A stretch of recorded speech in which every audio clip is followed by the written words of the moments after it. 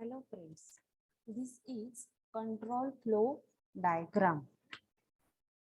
In the control flow diagram, it shows same processes as in the DFDs, but rather than showing data flow, they show control flows. CFD shows how events flow among processes, how external events activate the processes. The dashed arrow is used to represent the control flow or event. A solid bar is used to represent the window. Control flow modeling.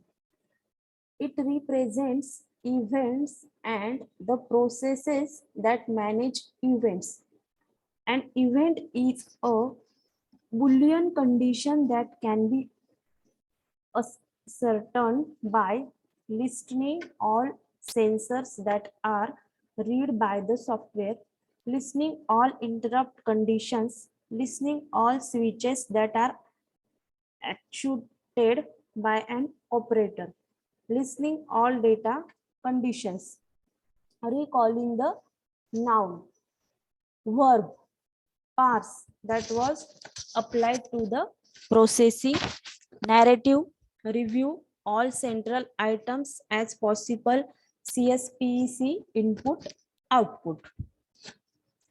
Control flow diagram. It represents events and the processes that manage events.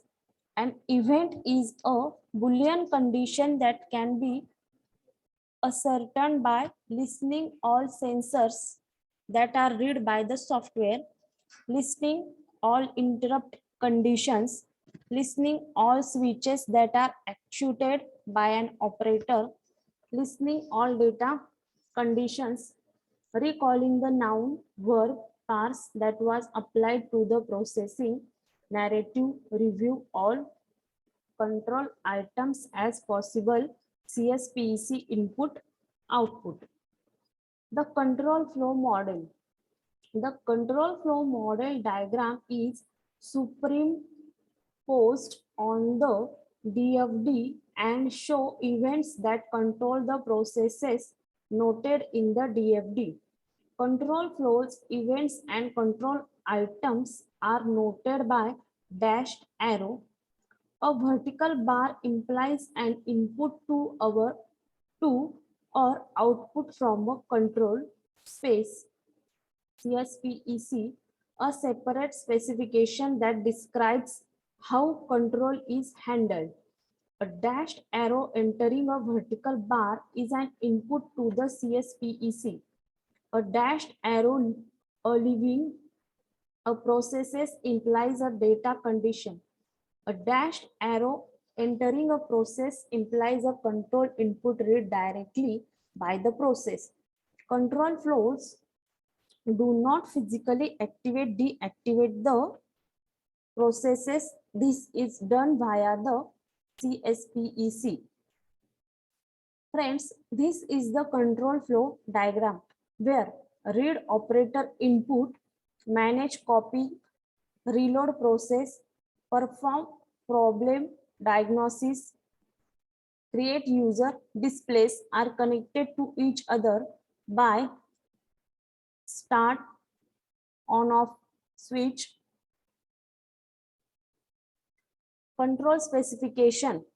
The CSPEC can be state diagram, sequential space, state transition table, decision table, activation table.